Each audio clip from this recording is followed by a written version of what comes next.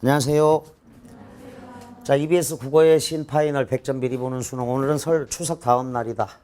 어제 그 빼먹은 게 기도를 안 했더라고. 여기서 다른 반에서는 다 기도를 했었는데 유일하게 빼먹었어. 강남외가에서.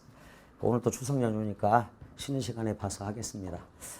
추석날이야. 자, D-45일이고 현대시로 들어갔고 맨 위에 적어놓은 거 노래 2015년 여러분들이 봤던 3월, 4월, 6월, 7월, 9월까지 모두 쉬웠기 때문에 이제 그래서 쉬울 것이다, 뭐 아니다, 어려울 것이다, 이건 두 가지로 예측이 될 거고, 이건 뭐 평가원하고 직접 관련 있는 건 아니다. 요게 문제인데 어쨌거나 선생님은 9월보다는 어려울 것이다 이렇게 이제 보니까 문법 한문도 문제, 문학 두세 문제가 B형 수준일 거고, 3월 달에 이제 1등급이었던 친구들 한번 손들어봐. 여기 나 3월 달 올해 교육청 1등급이었다 손들어봐.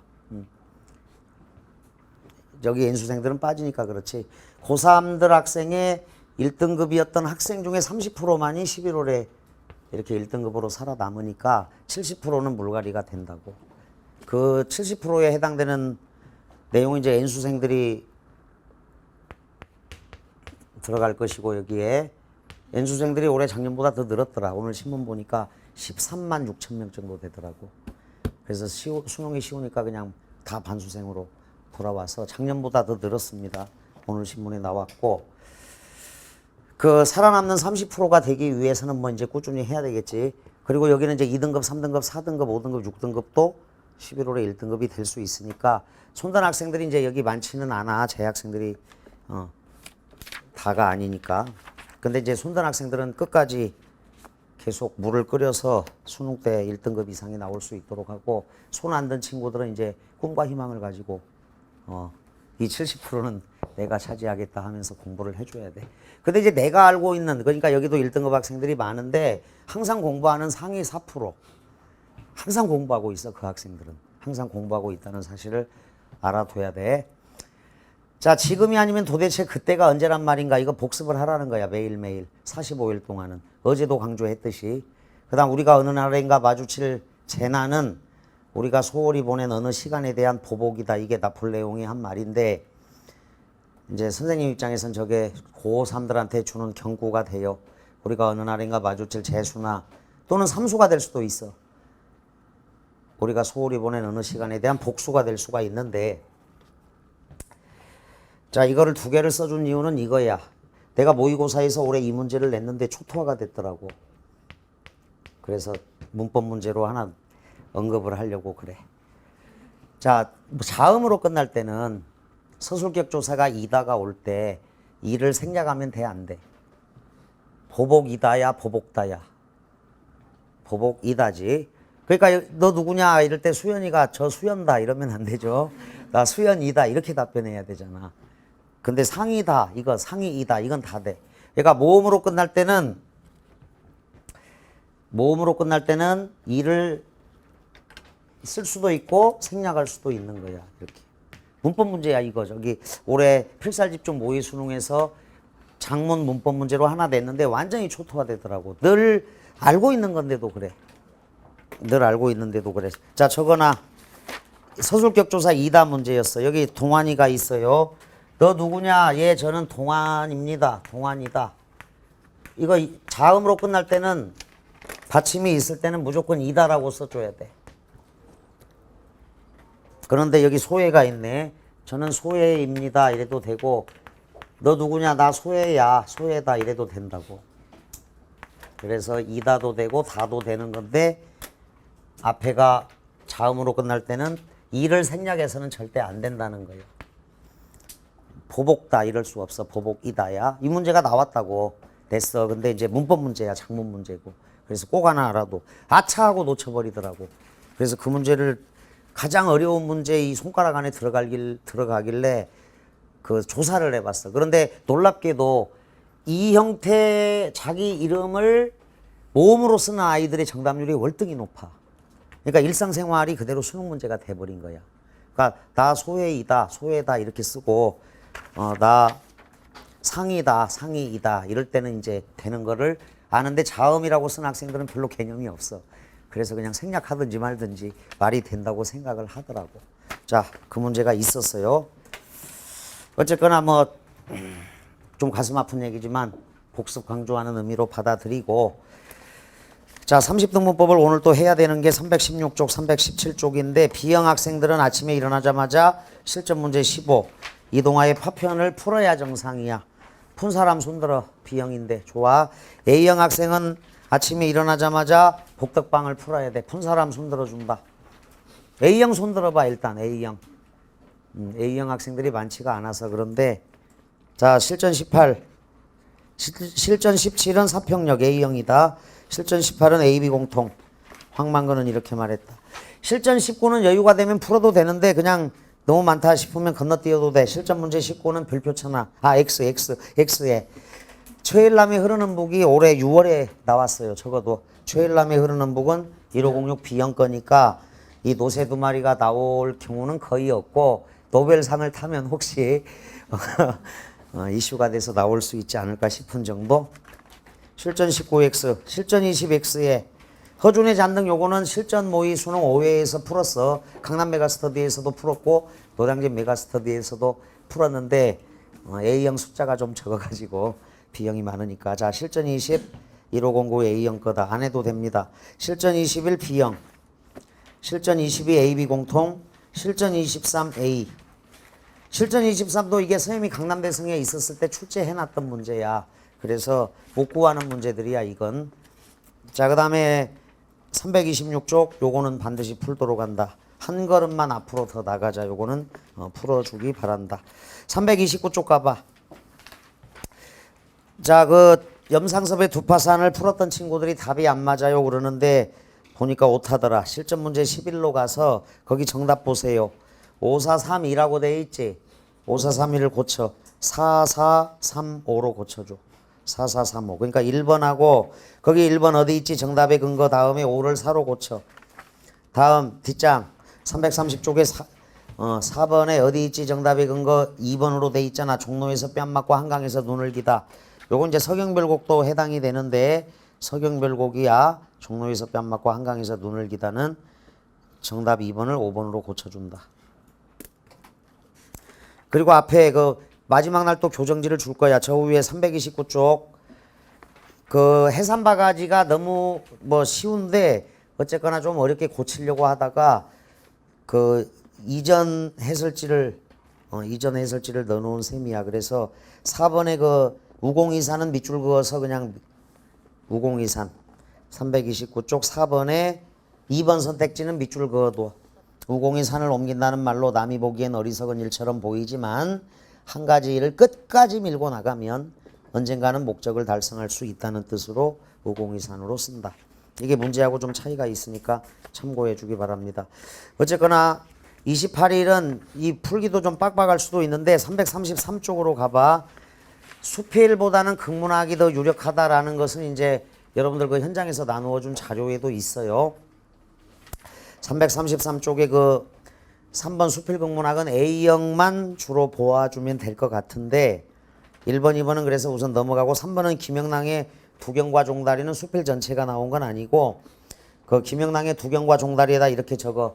페이지 108쪽에 23번 문제 김영랑의 독을 차고라는 시가 있다. 김영랑의 독을 차고라는 시가 있어. 거기에 활용이 된 거니까 이렇게 글만 나와 있으니까 A형만 공부를 한다고 밑줄을 칠 수도 있는데 알고 봤더니 이제 이게 AB 공통작이야. 저 앞으로 가서 그 평가원에서 이제 매년 새로운 시도를 하는데 그동안 2014 예비수능부터 A형은 시 한 편이 나왔고 B형은 두 편이 결합이 됐었는데 올해 바뀐 거야 이게. 그러면 이제 고운의 성묘가 AB 공통작이라서 이 책의 AB 공통작을 찾아보면 극히 적어요. 서너 편밖에 없어. 그래서 불가피하게 9월 평가원 때 김영랑의 독을 차고를 또 내기도 어려워. 왜 그러냐면 작년에 9월 B형에 모란이 피까지는이 출제가 된 작가다 보니까 바로 내기가 어려웠던 거야. 그래서 독을 차고를 건너뛰고 보면은 없어. AB 공통작이. 그래서 9월에 불가피하게 B형에 있는 신석정의 꽃덤불이 출제가 되면서 A형도 그거를 봤던 거야. 그래서 여기 있는 A형도 현대시만큼은 중요한 작가의 B형을 봐야 될지도 모르겠다라고 생각을 해줘야 되는 문제가 발생합니다. 95쪽으로 돌아오세요. 95쪽으로. 자, 95쪽에는 이제 강은교 우리가 무리되어부터 출발을 하는데 매달 9일 위에다가 10월 9일 그리고 이제 11월 9일도 하루가 있기는 있어. 그런데 오늘하고 10월 9일 날 끝내는 게 가장 좋아. 11월 9일 때는 마무리 필살기를 해야 돼. 마무리 필살기를. 자, 그래서 현대시 위에다가 저거 현대시를 이제 처음으로 접근할 때 시간이 없으니까 수능은 일단 A형 학생도 9월 평가원 생각해서 중요한 건 B형을 공부하자. 공부 안 하는 것보다 하는 게 훨씬 좋다. EBS 밖에서 낸다고 하는데 그게 B형에서 내는 거다. 또 하나 현대시는 일단 처음 보는 시도 쫄지 말고 무조건 시간이 부족하니까 긍정 대 부정으로 접근하는 게 가장 시간을 단축하고 쉽게 접근할 수 있는 방법이다. 그래서 시어나 시 구절에서 문맥상으로 긍정적이면 동그라미를 치고 부정적이면 마이너스를 해가지고 접근하는 게 가장 효과적인 접근법이다. 고전 시간에 해석이 기본이니까 해석을 중요하게 정리를 해야 되고. 자, 1번 강은교의 우리가 무리되어부터 나와. 요거는 오른쪽에 그 EBS 선택지 씹어먹기를 보면 2016, 2015, 2014 이렇게 있다 보니까 3년 연속 나오죠. 그리고 또 한 가지는 이제 출제되는 게 그 역대 EBS에 누적되는 게 많은 게 또 출제되는 특징이 있어. 그만큼 이제 축적된 정보가 있고 교사들이 냈던 문제들을 교수들이 다 검토해가지고 그 이외의 것을 출제한다. 그래서 EBS에 여러 해 누적되어서 실리는 작품을 중점적으로 봐줘야 되는 특징이 또 하나가 있습니다. 자, 바로 들어가도 되겠죠? 어쨌거나 그 목록에 가서 이 사람들은 빼고 하면 될 거야. 근데 이제 그 예전 수능 초창기 때는 5년 터울이라는 게 있었어, 얘들아. 5년 정도 지나야 다시 나왔다. 그 다음에 3년으로 좁혀졌어. 요게 이제 2009년 9월에 함세덕의 동승이 나온 다음에 2012년에 산어굴이라는 작품이 3년 만에 함세덕 작품이 나오면서 3년 터울이 지켜졌는데 A형, B형으로 바뀌면서 이제 2년 터울로 바뀐 거야. 그게 곽재구인데 2012년에 구도 한켤레의 시가 나왔어요. 그리고 사평역에서가 바로 2년 만에 출제가 돼서 지금은 그냥 2년이야, 2년. 요거는 작년에도 마찬가지야. 최두석이 여기 노란색으로 써놨는데 예비 수능에 나왔는데 바로 낸 거야. 여기는 이제 성애꽃이 나왔고 여기는 낡은 집이 나왔다. 그래서 여기 있는 작가 김소월이나 백석은 나올 수 있다라고 봐야 된다, 여러분들이. 여기 있는 작가들은 좀 빼도 되고 그렇게 좀 변했어. 그래서 지금은 2년 터울 이 정도. 근데 이제 이렇게 대비를 나름대로 하는데 그 평가원에서 아마 이런 얘기를 듣고 그래 그러면 1년 터울로 해줄까 이러면서 뭐 그럴 리는 거의 없겠지만 또 뭐 황지호를 낸다거나 정지용을 낸다거나 이러면 화를 낼 거야. 자, 자 보자. 그래서 저거는 이제 목록 줬으니까 고전 시간 목록도 있고 해서 같이 좀 봐주기 바랍니다. 좋은 시야 이거. 강은교의 우리가 무리돼요. 2003년에 처음 나왔을 때 선생님이 여기 메가스터디 강남대일학원이라는 곳에서 자연 7반 담임이었어. 이때 처음으로 이제 석사 마치고 나왔던 해야. 그리고 이제 그때 이건 아주 낯선 시였어. 그 당시는 학생들한테. 마지막 파이널 모의고사에서 신경님의 목계장터랑 같이 이 문제를 내가지고 같이 풀어가지고 그 2002년도 수능은 2003년도 수능, 2004년도 수능은 워낙 어려웠고 낯선 작품이 많았을 때입니다. 지금 보면 굉장히 친숙하지, 이 시 자체가. 그래서 이제 그때도 2002년 때에도 우연히 적중을 했던 적이 있었는데 문제는 어려웠습니다. 자, 들어가 보자. 우리가 물이 되어 만난다면 물 동그라미 치고 가문 어느 집에선들 좋아하지 않으랴? 자, 서리법 영탐법으로 들어간다. 이건 나올 수 있는 작품이다. 그래서 별표를 쳐놔. 일단 2순위 이 정도는 되는 작품이니까 2순위라고 딱 적어 놓자. 가문 어느 집, 요게 이제 문맥으로 물이 없으니까 부정적인 시어가 되는 거야. 근데 이제 긍정 부정을 두부모 자르듯이 딱 이렇게 쪼개버릴 수는 없어요, 정확하게는. 그런데 그나마 이제 짧은 시간 안에 빨리 접근하는 방법이니까 가문집에서는 물을 좋아합니다. 우리가 키 큰 나무와 함께 서서 우르르 우르르 자 의성어가 나온다. 비 오는 소리로 흐른다면 자 가문집은 쌍막한 집이야. 메마른 집이다. 그래서 물이 되어 만난다면 이건 생명력이야. 물의 생명력. 원형심상으로도 나온 적이 있으니까 키 큰 나무와 함께 서서 건강한 생명력으로 비 오는 소리로 흐른다면 자 씻어내는 소리야. 흐르고 흘러서 저물녘엔 자 삶을 되돌아볼 수 있는 이 저물녘에는 저 혼자 깊어지는 강물에 누워 죽은 나무 뿌리를 적시기도 한다면 죽은 나무 뿌리를 세목골쳐라. 소생이죠. 살려낼 수 있습니다. 죽은 나무 뿌리 현대사회의 황폐함을 상징한다라고도 하는데 불모와 죽음의 이미지야. 근데 적시다를 동그라미 쳐야 돼. 여러분들 그 잠이 와서 죽어간다 또는 잠이 와서 쓰러져 간다 할 때 세수하면 확 깨어나잖아 잠에서. 그게 물의 역할이라고. 아 영탄 아직 처녀인 부끄러운 바다에 닿는다면 자 흐름의 속성을 가지고 있으니까 이상세계까지 나아갈 수 있다. 이상의 세계 소망의 세계야. 자 물이 되어 만난다면 얼마나 좋겠습니까. 그러나 지금 우리는 불로 만나려 한다. 자 물과 대립되는 이미지로 1차적으로는 파괴 죽음 소멸의 이미지야. 그런데 이제 요게 세목골은 치되 불의 이미지가 그 보기를 따로 줘가지고 부정적이기는 하지만 뭐 돌림병이 돌거나 하면 싹 불태워버리거든. 다 저기 정화시켜버린다고. 그래서 100% 부정적인 의미만은 아니다. 불이 싹 지나간 자리에 다 이 소독이 되고 그 다음에 이제 물이 흘러서 생명을 다시 일구는 거거든. 그런데 이제 1차적으로는 파괴, 죽음, 소멸의 이미지, 정화의 이미지야.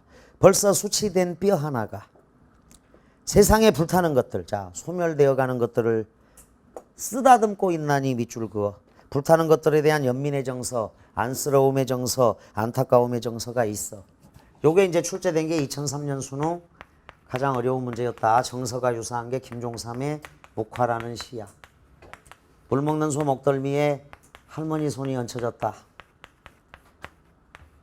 자 소죠. 소야 우리 함께 지났구나. 서로 발잔등이 부었구나. 서로 적막하구나야. 소와 할머니의 교감이자 무라일체, 주객일체, 동병상련이야. 요게 수능에서 나온 거고 EBS에서는 그 96쪽에 왼쪽 맨 위에 영화에 그 원앙소리라는 영화가 있었어. 독립영화인데 할아버지하고 소하고 30년을 같이 친구처럼 살면서 소가 먼저 죽죠. 30년 지나서. 자 잠깐 96쪽 맨 위에 읽어볼게요. 영화 원앙소리를 소개한 잡지의 내용 중에 함께 수고한 소를 어루만지면서 애틋한 마음을 나눈다. 그러니까 할아버지와 여기서는 소의 교감이었어. 이 독립영화는. 그 독립영화 중에 이제 가장 관객을 많이 동원한 이 놀라운 작품의 영화였어 이게. 그러니까 촬영하면서 몇 년 걸려서 정성을 들여서 촬영을 했던 건데 저예산으로 아주 훌륭한 영화를 만들어냈던 거다. 자 이게 문장에서 드러난 정조. 정조는 정서 플러스 어조야. 시에서 정조란 정서 플러스 어조. 위의시에서 벌써 수치된 뼈 하나가 세상에 불타는 것들을 쓰다듬고 있나니와 가장 가깝다. 저거 동병상련의 정서야. 근데 이제 이게 수능에서 나온 게 더 이제 원칙적으로 김종삼의 묵화라는 시, 할머니하고 소와의 교감, 동병상련, 이심전심이야. 추가적으로 이심전심도 있습니다. 김종삼의 묵화라는 시.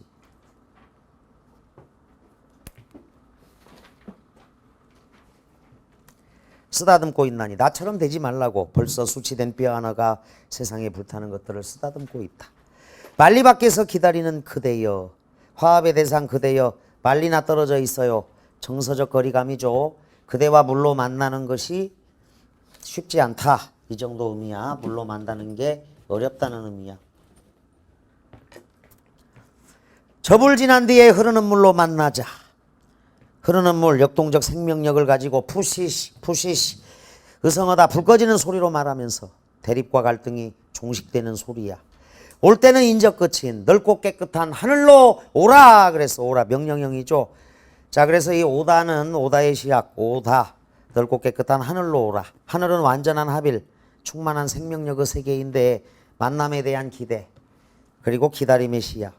오다는 핵심 정리 간단히 보면 완전한 조화와 합의를 통해 원시적 생명력을 회복하는 삶을 희망하고 있습니다. 태도, 만남을 소망하는 의지적 태도, 생명력의 희구에 대한 적극적 태도. 밑줄 가정법의 문장이죠.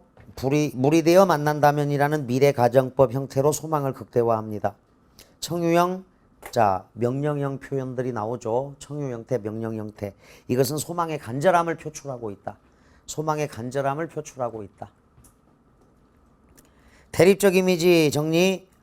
청각적 심상, 우르르 우르르, 푸시시 푸시시, 의성어야, 생동감을 준다. 감각적이야.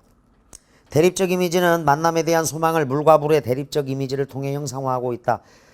물은요, 고독 해소의 매개체이자 생명의 기원, 새로운 세계를 체험하게 하는 대상, 합일이야. 다양하게 고독 해소, 물이 되어 만나니까, 생명의 기원이니까 죽은 나무 뿌리를 적시기도 하고, 새로운 세계를 체험해 부끄러운 바다에 닿는다면이야.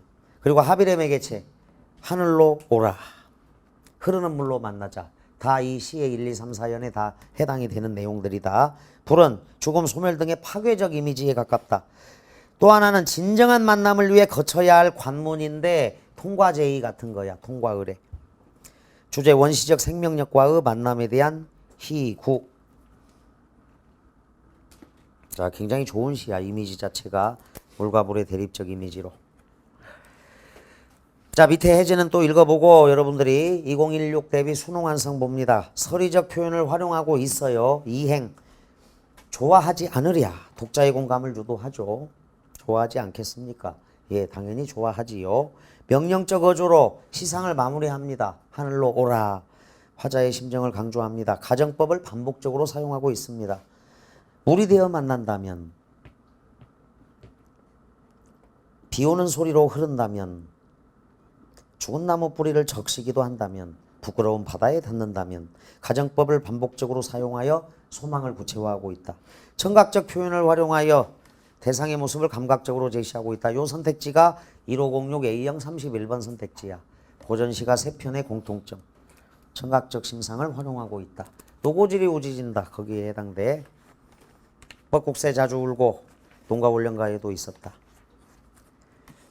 농가 구장에도 있었어요. 어디서 우배초적이 함께 가자 재촉하는 거. 그래서 소리가 들린다고. 우배초적은 소를 타고 가는 피리 소리니까 들리고, 노고질이 우지지니까. 농가 훈련가 사월령에서도 자, 벚국새 자주 울고 이렇게 나오니까 청각적 심상을 잘 찾아서. 근데 이 문제가 어처구니없게 엄청 쉬운 거잖아. 근데 이게 한 7번째 어려운 문제가 되곤 했었어. 1506 A형 31번이라고 적어. 보기를 참고하여 이해해보자. 이 작품에서 물은 세상의 모든 것들의 생명력을 불어넣으며 새로운 세계에 도달하는 존재인 것에 반해서 물 동그라미 불은 모든 것을 소멸시키고 그것들의 잔해만 남기는 존재입니다. 그런데 불이 세상을 불태우게 되면 그 뒤에 흐르는 물은 더욱 깨끗한 세상을 만들게 됩니다. 즉 불이 세상에 불이한 것을 모두 태워버린 뒤에, 이렇게 해석을 하면 이 불은 정의로움이 돼버려. 불이한 것들을 모두 불태워버린 뒤에 물이 세상을 부드럽게 어루만지며 흐름으로써 새로운 합일과 창조의 세계를 자, 기약하게 되는 것입니다. 1. 우리가 물이 되어 만난다면에서는 물이 지닌 생명력의 회복에 대한 화자의 바람을 엿볼 수 있습니다. 이 부끄러운 바다는 화자가 아직 가보지 못한 새로운 공간으로 우리가 물로 만나 세상을 어루만지면서 도달하고자 하는 이상세계가 되는 것입니다. 선택지 자체가 이제 합리적으로 맞는지 인과적으로 맞는지를 보면 돼. 3. 그러나 지금 우리는 불로 만나려 한다는, 현재 우리가 불로 인해 소멸되려는 상황을 나타내고 있겠습니다. 불이 세상에 불이한 것들을 모두 태워버린 뒤에 불이 세상을 불태우게 되며 소멸시키고, 거기에 있네, 소멸시키고 잔해만 남기는 존재가 불이다. 불이 지나간 뒤 흐르는 물로 만나서 도달하게 되는 넓고 깨끗한 하늘은 불이한 것들이 사라진 새로운 세계, 순수한 세계가 된다. 2015 대비 수특을 보자. 가정형 표현을 통해 화자의 소망을 강조하는 효과. 물, 가문 어느 집에선들 좋아하지 않으랴라는 표현으로 보아 재생 동그라미 소생. 나무, 우리가 함께 선다는 표현으로 보아 현재의 상황을 이겨내기 위해 의지할 수 있는 넉넉한 존재가 또 나무다. 키 큰 나무와 함께 서서 함께 서로 같이 더불어 손잡고 너랑 나랑. 자, 이건 연대감 유대감 공동체 의식으로 함께야. 함께 넉넉한 존재. 불 지난 뒤에 흐르는 물로 만나자라는 표현으로 보아 파괴와 소멸을 통한 그렇죠. 정화의 의미까지. 그래서 일단 여기 불로 만나는 건 1차적으로는 부정적이지만 지나놓고 보면 긍정으로 정화의 의미까지도 있다라는 해석. 이거는 이제 해석이 일관성이 떨어지고 이랬다 저랬다 하는 느낌이 아니라 풍성한 해석인 거야. 풍성한 해석. 딱 하나로 규정할 수 없는 게 얼마나 많아. 우리 인간 살다 보면 인생 자체에서 이거다라고 단정하기가 어려운 것들이 많아서 그래. 자, 그래서 여기 파괴와 소멸로 끝내도 되고 파괴와 소멸의 다음 단계는 뭐냐? 그러면 정화의 의미도 있다는 거예요. 정화. 인적 끝인 넓고 깨끗한 하늘이라는 표현으로 보아 갈등이 해소된 후에 순결하고 이상적인 공간. 자, 동의할 수 있겠죠. 자, 뒤에 거는 여러분들이 읽어서 채워 넣는다. 자, 2번 강은교 일어서라 풀아는 뭐 김수영의 풀하고 똑같은 내용이야. 자, 민초, 민중을 나타낸다. 그래서 출제가 된다면 1번 시가 더 유리하다. 다음 3번 고은 선생님 눈길하고 성묘가 있어요. 이건 X를 해도 될 것 같죠? 다만 올해 노벨상으로 수상하신다면 고은 선생님이 또 나올 수도 있으면 눈길을 봐야 될지도 몰라. 사실은 2010년도에 2011학년도 수능 직전에 그때 여름이지. 메가스터디 사이트에서 국어 선생님들이 전부 다 고운의 모든 시를 나누어 가지고 무료 해설 강의를 이제 기획을 했던 적이 있어, 담당자가. 근데 이제 그 선생님한테도 뭐 어떤 작품 하시겠습니까? 그랬을 때 저는 하고 싶은데 메가스터디 사이트에서 고운 특집을 하면 수능에 안 나옵니다. 그때 이제 그 고은 선생님이 노벨상을 수상할 기대감 이런 어떤 국민적인 공감대가 있었을 텐데 조용히 있어야 되는데 우리나라 언론에서 너무 시끄럽게 떠들어대는 거야. 김치국을 마셨던 거지, 굉장히. 그래가지고 그 해에 이제 선생님들이 알아서 각자 했습니다. 고운을. 그리고 선재리 안학내들이 이제 수능에 나왔던 해야, 그때가. 그리고 소금이 두 번째 나온 거죠. 자, 이거는 지워도 될 것 같다. 일단 고운의 성묘. 근데 이 대작가를 너무 대접이 좀 소홀한 거지, 그동안에. 고운의 눈길. 자, 5번으로 가겠습니다. 5번은 이제 고재종이라는 시인, 농촌 시인인데 이 시인은 뭐 아주 문학사의 길이 남을 대표 시인이라기보다 최근에도 이제 활발하게 이 작품 활동을 하고 있어서 끊임없이 나와, 다양한 작품들로. 그리고 그 세안도 그림까지 고려해서 출제했다는 측면에서 한번 봐둘 만해. 이거는 세안도야. 자, 거기 그림 문제도 있고 그렇습니다. 자, 날로 기우듬에 가는 마을 회관역. 자, 마을 회관이 기울어진다. 기우듬에 가는 세모골쳐. 기울어지다. 이게 이제 상징적으로 피폐해져 가는 또는 쇠락해 가는 농촌. 젊은 사람들이 안 살아, 농촌에. 자, 청소란고루. 이 주인공이야. 세안도의 주인공. 여기도 세안도가 있다는 거야. 청소란고루 꼿꼿이 서 있다. 의인화가 됐습니다. 동그라미 쳐 청소란고루. 기우듬에 가는 세모골치고. 일단은 그 시는 우리가 그냥 이렇게 약속한 거야, 얘들아. 긍정 대 부정으로 빨리빨리 접근해 가면서 문맥을 파악하자야. 한때는 앰프 방송 하나로 집집의 새앙쥐까지 깨우던 회관옆. 한때는 과거의 농촌이야.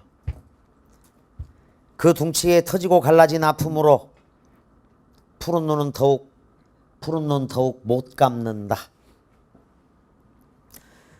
자, 아마 이제 농촌에 가보면 여러분들이 대학생 되어서 농화를 나가봐. 젊은 사람들이 거의 없어. 마을 이장님도 한 70대, 80대고 청년단장, 마을에서 가장 청년이라고 하는 사람들도 막 60대 이래. 그래서 완전히 늙은 농촌이라서 그게 걱정인 거지. 실제로 이렇게 됩니다. 기우듬에 가고 푸른 눈 더욱 못 감는다.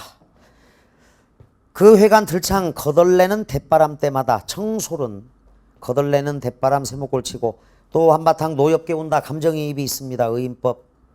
농촌의 쇠락에 대해서 이 청솔한 구루는 꼿꼿하게 안타까워하면서 자, 노엽게 울고 있습니다. 분노의 감정까지도 느낀다는 거야. 인간화되어 있죠. 거기서 술만 취하면 앰프를 켜고 천둥산 박달재를 울고 넘는 우리 니마. 그 이장과 함께. 자, 이장님. 농촌 쇠락에 대한 이장의 서름이 천둥산 박달재 유행가를 타고 나온다. 생산도 새마을도 다 끊긴 궁벽한 산골이야. 궁벽한 농촌이다. 다 끊긴 궁벽도 세목골처럼. 자, 활기를 상실한 농촌 현실이 나타나. 그러나 요게 이제 시상전환이 되는 거야. 그러나 도굴차고에서도 허나 이렇게. 그러나 시상전환이 있다. 허나. 자, 계속 가라앉다가 그러나 저기 난장난 비닐하우스를 일으키다. 그 청소를 바라보는 몇몇들 보아라. 청소를 보며 현실 극복 의지를 보이는 희망적인 사람들이 있어. 농촌을 다시 돌아오는 곳으로 만들려고 하는 사람들이야. 그때마다 삭바람마저 빗질하여 서러움조차 잘 걸러내어 푸른 숨결을 풀어내는 청솔 보아라. 희망을 전하는 의지가 이 청솔에 있다. 나는 희망의 노예는 아니거니와 까맣같이 얼어 죽는 이 아침에도. 자, 얼어 죽는다 세목골차 엄청나게 춥다는 얘기죠. 가혹하고 비참한 이 현실 상황에서도 저 동력해선 꼭두선이빛 타오른다. 자, 해입니다. 해. 꼭두선이빛 타오른다. 해. 긍정적 희망적 미래야. 주제 힘겨운 농촌의 현실과 이를 견디게 하는 희망이다. 청소를 의인화해서 표현했습니다. 마을회관과 청소로 대비. 자, 기우듬에 가는 마을회관이야. 그러나 청솔 한 그루는 여전히 꼿꼿하다. 자, 서있다 노엽게 운다. 눈을 푸른 눈 더욱 못 감는다. 현재형 시제죠. 의인법이고 생생하게 현장감 있게 전달하고 있다. 자, 수능완성 선택지바 대상의 인격을 부여하여 시적 의미를 나타낸다. 윗글과 보기를 참고하여 이해한 내용을 볼까? 자, 이 세안도는 국보야. 국보. 우리 국가 전체의 위대한 예술적 성취라고. 세안도는 추사 김정희가 제주도에서 귀양살이할 때 북경에 사신으로 갔다 오며 자신을 잊지 않고 귀한 책들을 구해 보내준 제자 이상적에게 그려준 그림이다. 밑줄 한겨울의 극한 추위에도 아랑곳 않고. 요거 이제 4번 선택지 관련이야. 토담집을 중심으로. 토담집도 이제 낡은 집이죠. 그게 1번 선택지다. 마을회관이야. 토담집. 왼쪽에 잣나무 두 그루, 오른쪽에 잣나무 한 그루와 자, 소나무 한 그루가 의연하게 서 있다. 의연하다 2번 선택지. 특히 굽어 있는 소나무는 모진 세파를 견딘 드높은 의지와 절개를 표상한다. 요게 이제 3번 선택지 관련이야. 그림에는 세안연후에 자, 겨울이 되었습니다. 지, 송백지, 후조야라고 쓰여 있는데 자, 겨울이 되어서야 소나무와 잣나무가 시들지 않음을 안다. 논어구절이야. 이거는 푸름을 알 수 있다는 뜻. 추사의 절개, 지조를 표상한 겁니다. 국보야, 국보. 일본 사람 손에 넘어갔다가 너무너무 어렵게 힘들게 조선 사람이 다시 구해온 거야, 이건. 시에서 날로 퇴락하게 하는 농촌의 현실을 함축하고 있는 마을 회관은 그림 속 토담집을 변용한 것이라고 볼 수도 있겠죠. 왜? 제목이 세안도니까. 자, 고재종의 이 시가 세안도야. 시에서 현실에 굴하지 않고 꼿꼿이 서 있는 청솔한 구루의 모습. 그림 속 소나무의 의연한 이미지를 차용한 것입니다. 좋아. 쉬워요. 요거는 3. 시에서 청솔이 풀어내는 푸른 숨결의 현실 극복 의지는 그림 속 소나무가 표상하고 있는 의지와 대응하는 것이라고 볼 수 있습니다. 4. 시에서 농촌의 궁벽한 현실을 부각해주고 있는 까맣같이 얼어 죽는은 아주 추운 거죠. 까마귀 까치도 얼어 죽을 정도니까. 그림 속 한겨울의 극한 추위와 그 의미와 기능이 유사하다. 자, 보기는 세안도를 설명한 내용이고 그게 이제 고재종의 세안도에 어떻게 녹아들어 있는지를 살펴봤다. 그래서 한 번쯤 점검할 작품이다 생각이 들어서 했습니다. 자, 6번 작품은 거산호, 산에서 기거합니다. 오늘 북창을 열어. 장거리를 등지고, 자, 요거는 이제 이미지 대조만 보면 돼. 장거리 세모꼴 치고, 장거리를 등지고 산을 향하여 앉은 뜻은 사람은 맨날 변에 쌓지만, 자, 사람도 세모꼴. 자, 사람 사는 곳 속세야, 사람. 이게 이제 장거리죠. 저작거리야.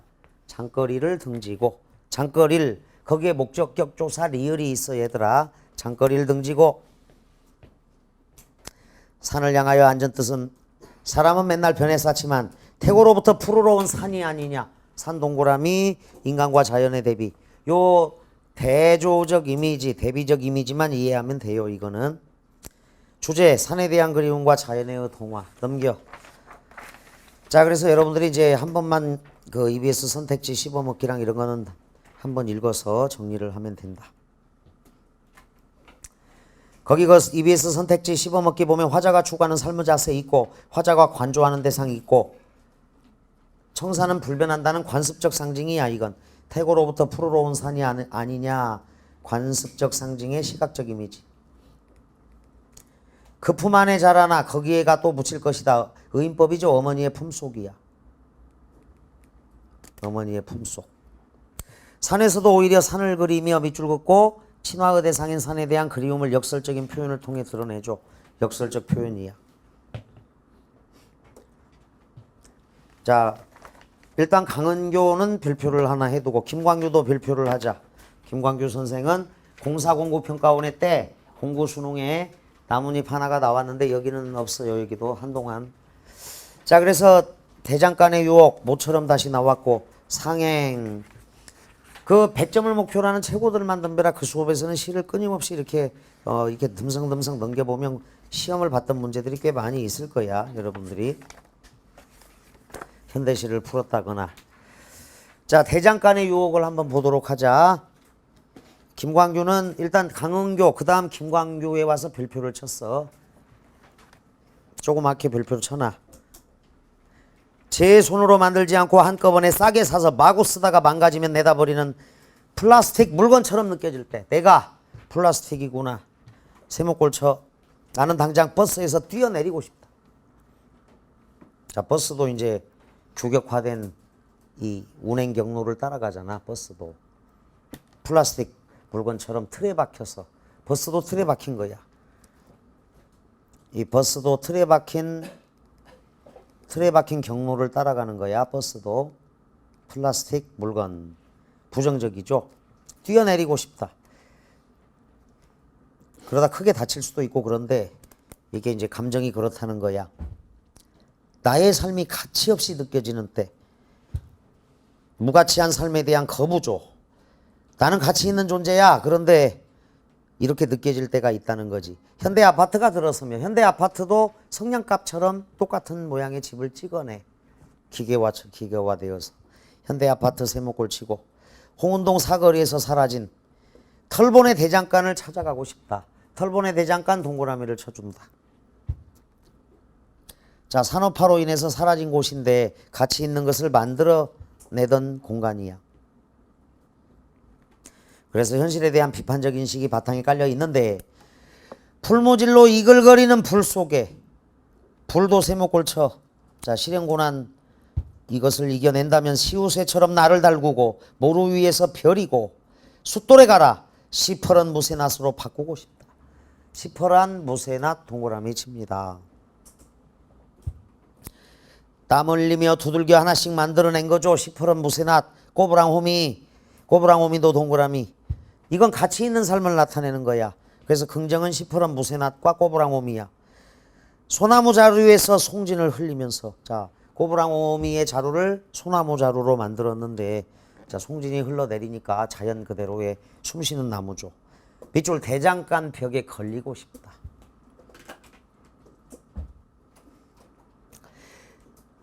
지금까지 살아온 인생이 온통 부끄러워지고, 자, 내가 정말 무가치한 존재였나? 이런 생각할 때가 있죠. 사람들은. 직지사 해우소. 자, 각주 봐봐. 근심을 푸는 곳이라는 뜻입니다. 절에서 변소를 해우소라고 합니다. 화장실을. 아득한 나락으로 떨어져 내리는 똥덩이처럼 느껴질 때, 자, 똥덩이가 저 앞에 플라스틱 물건이다. 무가치한 삶을 비유하는 것인데,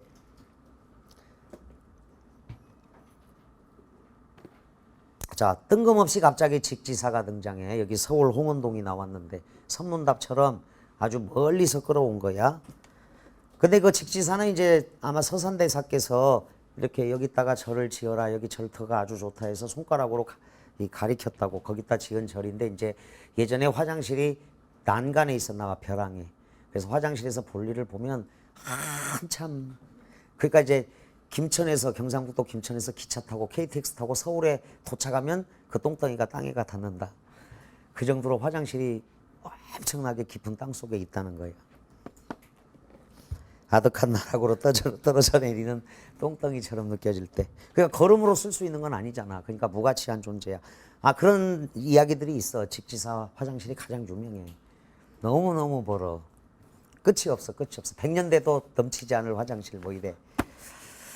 아득한 나락으로 떨어져 내리는 똥덩이처럼 느껴질 때, 무가치한 존재가 될 때, 나는 가던 길을 멈추고 문득 저 위에 대장간 벽에 걸리고 싶다라고 했듯이 어딘가 걸려있고 싶다.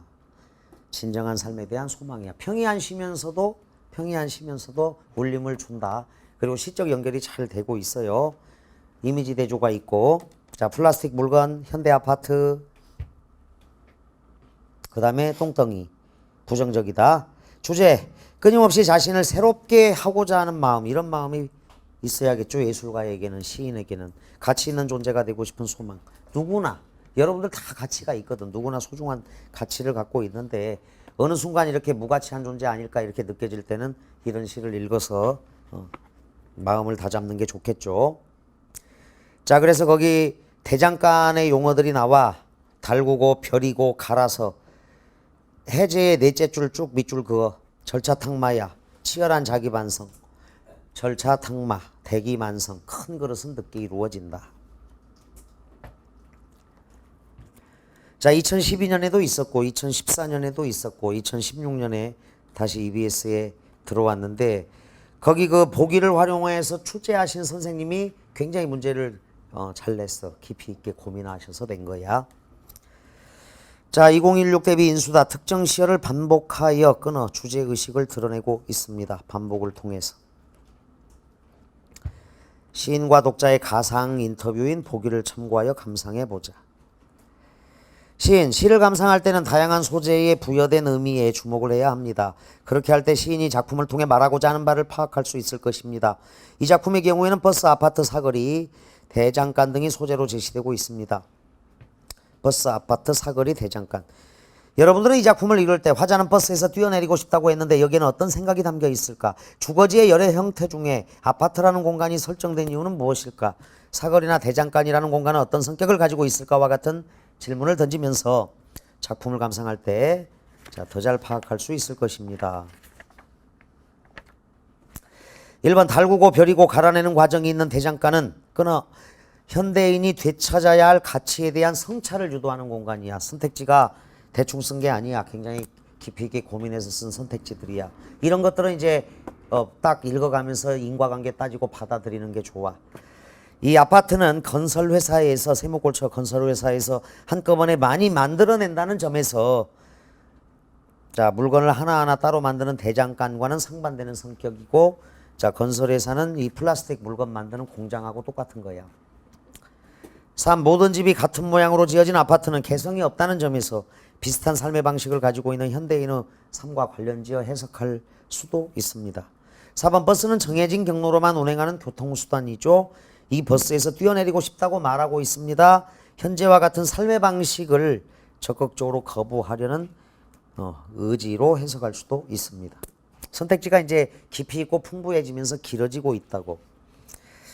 자, A, B로 따져서 1에서 6행까지를 묶어도 1, 2, 3, 4, 5, 6행. 나는 당장 버스에서 뛰어내리고 싶다.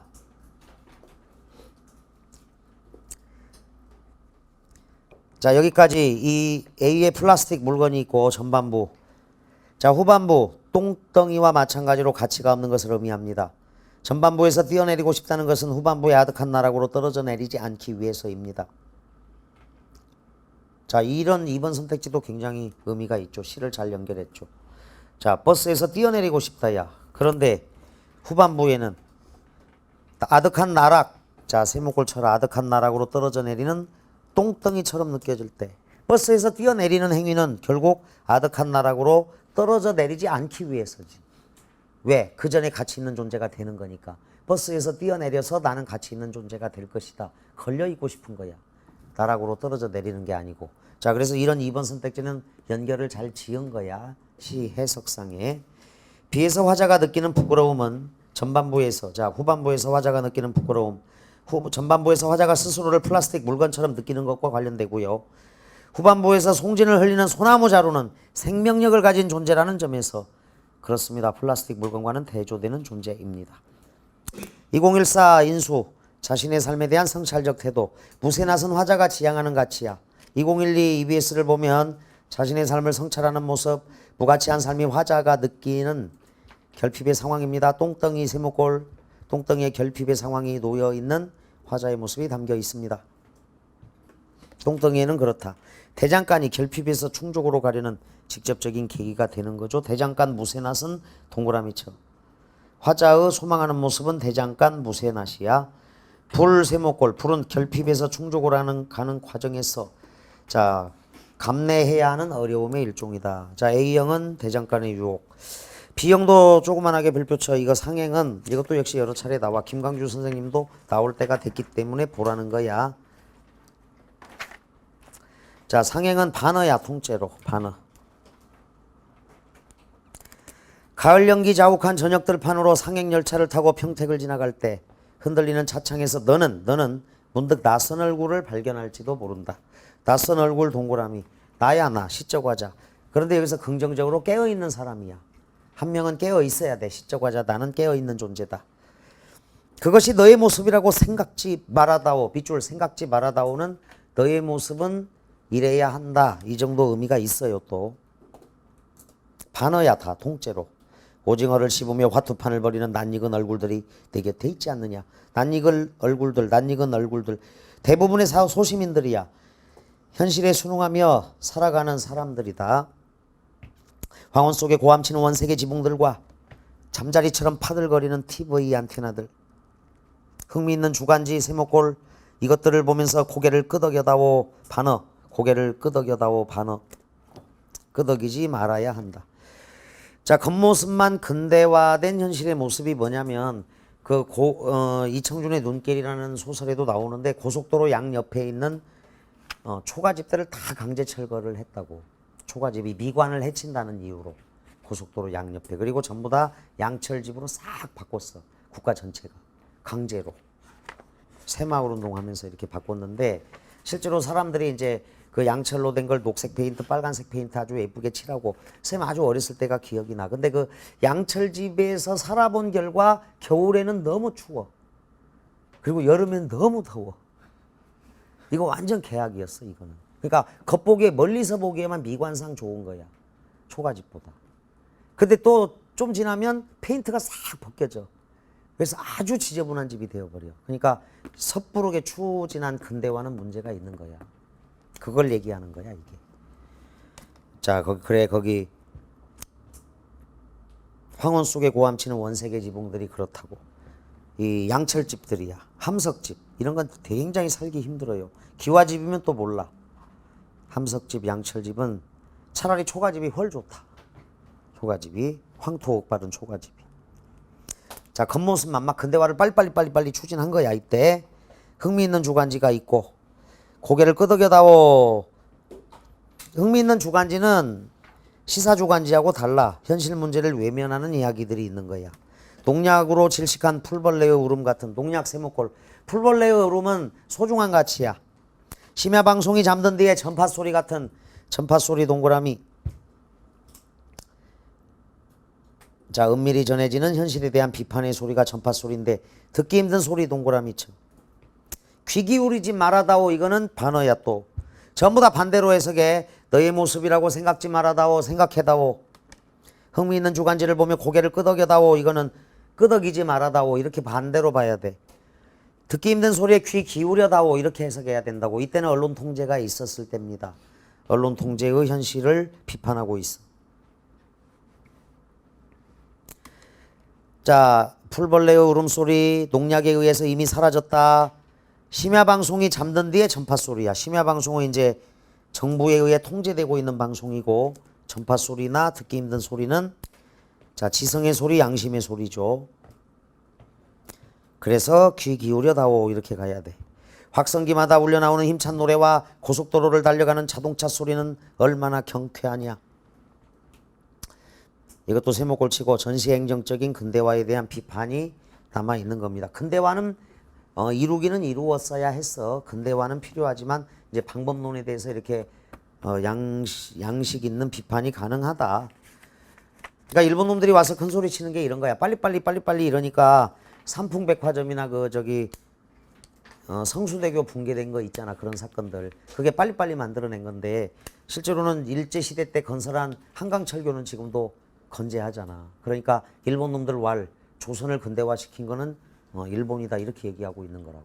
근대화가 너무 빨리 이루어지면서 나타난 부작용이 있단 말이야. 분명하게.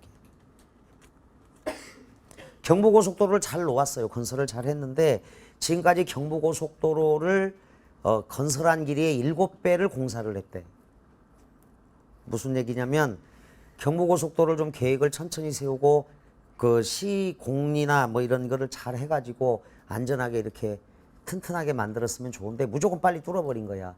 그러면 이제 막 도로가 패이고 막 아스팔트 떨어져 나가고 엉망되잖아. 그러면 보수공사를 해야 될 거 아니야. 그 보수공사가 경부고속도로 원래 길이의 7배가 넘는다고. 그러니까 얼마나 빨리 근대화가 이루어졌는지 이해를 해야 될 부분이 있다는 거야.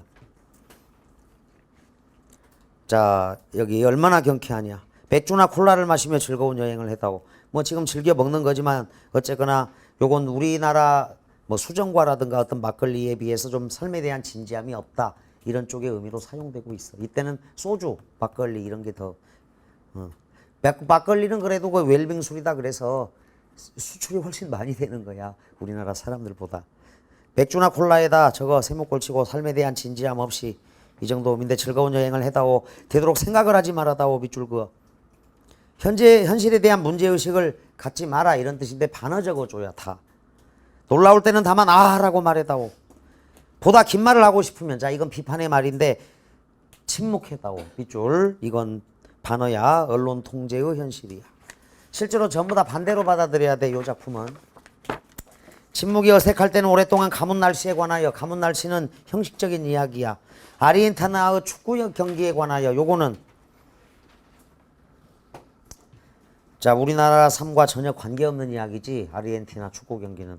더러 이제 요즘은 변해서 뭐 독일이나 영국 축구 경기는 관심을 갖고 있는데 성장하는 GNP와 증권 시세에 관하여. 이거는 세속적인 관심사들. 거기에 대해서 이야기해다오야. 형식적으로. 우리나라하고 상관없는 이야기. 그 다음에 세속적인 관심사에 대해서만. 너를 위하여 그리고 나를 위하여. 자 반어적어조로 주제를 강조하고 있다. 급속한 근대화 과정과 소시민적 삶에 대한 비판적 인식 주제를 딱 밑줄 그어. 자 반어적어조를 통한 풍자. 표현법이 그래. 자 대립적 의미의 차창밖은 근대화의 풍요에서 소외된 농민들의 고통스러운 현실이 있어요. 실제로 소외된 농민들의 고통스러운 현실은 이제 농무 이런 데도 나와. 비료값도 안 나오는 농사니까. 근대화를 추진하는 과정에서 대다수 농민들을 강제로 이제 이 노동자로 만든 거지. 이촌용도가 있었고. 차창한 근대화의 혜택을 누리는 중산층 소시민들이다. 주제를 밑줄 그어두고 자 2016 수특보자. 동일한 서술어의 반복을 통해 끊어 시적 의미 강화. 상행열차는 열차 안팎의 풍경을 통해 끊어 소시민적 삶의 자세를 성찰하는 공간이다. 오징어를 씹으며 화투판을 벌이는 것은 주변에서 쉽게 볼 수 있는 소시민적 일상이죠. 생각이나 긴 말은 어두운 현실 속에서 힘겹게 살아가는 서민들의 삶에 대한 성찰. 나는 일상에 파묻혀 사는 삶을 경계하고 성찰하는 자 깨어있는 지식인에 해당하는 시적화자. 자 밑줄 그어. 시적화자야 이 사람이. 자 뒤에 건 여러분들이 읽어본다. 다음 김광균은 작년에 김광균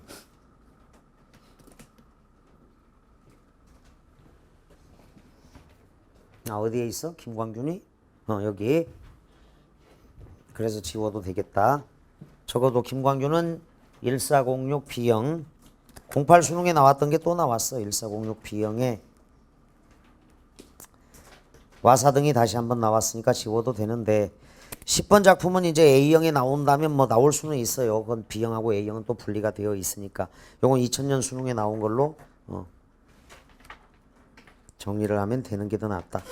자, 거기 뒤로 가서 김광균 씨의 대부분의 주제는 현대 도시인, 현대인의 고독과 우수야. 다 도시인의 고독과 우수로 간다. 그래서 김광균은 그냥 넘어가도 될 것 같고, 김광섭, 자, 성북동 비둘기의 시인이야. 근데 이제 생애감각 이 시는 이분이 일주일 동안 죽을 뻔하다가 거기 나와듯이 고혈압으로 쓰러져서 사경을 헤매다가 다시 깨어나서 쓴 시라서 굉장히 좋아. 시가 가치가 있고, 그래서 조그만하게 별표 쳐놔. 김광섭은 딱 한 번 나왔어요. 96 수능 당시에 산이 한 번 나왔는데 96 수능. 성북동 비둘기는 아직 안 나왔고, 대표작은 또 하나 요거야. 요 시는 시가 굉장히 좋으니까 본다. 김광섭, 김기림 뒤에 김남조. 이게 막 건너뛰고 넘어갈 수가 없다니까. 이게 어떻게 보면 좋은 시가 많다고. 자, 김광섭 생애감각 보자. 그러니까 96 수능에 한 번 나왔으니까 또 나온다니까 이게. 그래서 넘어갈 수가 없어. 좋은 시야. 시가 따뜻해요. 보자. 여명의 종이 울린다. 자, 밤에서 아침으로 바뀌는 시간이야. 종이 울린다. 새벽별이 반짝이고 사람들이 같이 산다. 반짝이고 동그라미. 청각적, 시각적. 닭이 운다, 개가 짖는다. 오는 사람이 있고 가는 사람이 있다. 청각적 이미지, 시각적 이미지, 현재형 시제. 자, 소생의 기쁨이야. 죽었다 살아난 기쁨을 담담하게. 자, 이건 죽었다 살아난 기쁨이야. 사실은 소생의 기쁨. 죽었다 살아난 기쁨은 보기를 통해서 감상할 수 있어. 오는 사람이 있고 가는 사람이 있다. 오는 사람이 내게로 오고 가는 사람이 내게서 간다. 아주 평범한 진술인데, 자, 1년의 마지막 오는 사람이 있고 가는 사람이 있는데 오는 사람이 내게로 오고 가는 사람이 내게서 간다. 자, 대꾸법이죠. 내가 존재할 때 이 세계가 의미 있게 된다는 깨달음이야. 자, 이게 철학적으로 내가 존재할 때 이 세상이 의미 있게 된다는 깨달음. 죽고 나면 소용없다 이런 생각을 할 수 있잖아. 그러니까 다 내게로 오고 내게서 가는 거야. 그 사람들은 의미가 있는 거지. 평범하지만 그 상사별곡에서는 막 금은보화 근데 귀 밖이라고 했다고. 이미 떠나갔기 때문에 의미가 없는 것들이야. 전부 다. 나에게 의미 있는 게 뭐냐. 그런 인식이 바탕에 깔려 있어. 평범하지만 좋아요. 아픔의 하늘이 무너졌다. 자, 무너졌다 세모꼴. 깨진 하늘도 세모꼴. 깨진 하늘이 아물 때에도 가슴에 뼈가 서지 못해서 삶에 대한 의지와 의욕이 회복되지 못한 상태. 뼈가 서야지 바로 서죠. 푸른 빛은 장마에 넘쳐 흐르는 흐린 강물 위에 떠서 황야에 갔다. 흐린 강물 세모꼴. 허무와 절망감이죠. 하늘이 무너졌다. 아, 이제 내가 죽는구나. 깨진 하늘이죠. 죽음의 경험 같은 거야. 전신마취도 신기한 거지. 죽었다 살아난 경험이 있는 거니까. 나는 무너지는 뚝에 혼자 섰다. 기슭에는 채송화가 무더기로 피어서 생의 감각을 흔들어 주었다. 혼자 섰다. 맞아. 누구도 대신할 수 없는 죽음의 근원적인 고독감이 있어. 혼자야. 그러니까 3년하고 4년은 아마 병상에서 겪었던 어떤 이미지, 그런 느낌을 형상화한 거라고 볼 수 있어요. 하늘이 깨질 리는 없잖아. 깨진 하늘이야. 흐린 강물 위에 떠서 황야로 가고 무너지는 뚝에 혼자 섰다. 그러나 거기서 희망을 본 거죠. 채송화야. 그 더운 여름에 그 막 단추처럼 쟁쟁 울리는 정말 그 예쁘게 핀 채송화들이 있어. 막 소리가 쟁쟁 나는 듯한 채송화. 채송화 무대기 동그라미. 생명의식을 환기해 준 강인한 생명력을 상징하는 꽃이야. 작고 보잘것없는 꽃인 것 같지만 아주 뜨거운 여름날 그 채송화는 활짝 피어서 쟁쟁쟁쟁쟁쟁 소리를 들려준다고. 생의 감각을 흔들어 주었다. 자, 삶의 의욕을 되찾았습니다. 다시 살아났습니다. 채송화를 의인화했다. 주제 빗줄 생명의 신비로운 부활. 그래서 그 보기를 보면 돼. 보기를 먼저 읽어봐. 선택지 씹어먹기에 생의 감각은 고혈압으로 쓰러져 일주일 동안 사경을 헤매다 극적으로 다시 깨어나게 된 시인이 소생의 순간에 느낀 것들을 바탕으로 쓴 작품이다. 그는 의식을 잃었다 다시 태어나는 과정을 통해 세계를 지각하고 인식하는 주체는 나야다. 나 동그라미. 공부하는 주체도 나고 이 인식 주체를 발견한 사람은 칸트야. 나라는 존재. 내가 공부하고 결국 나다.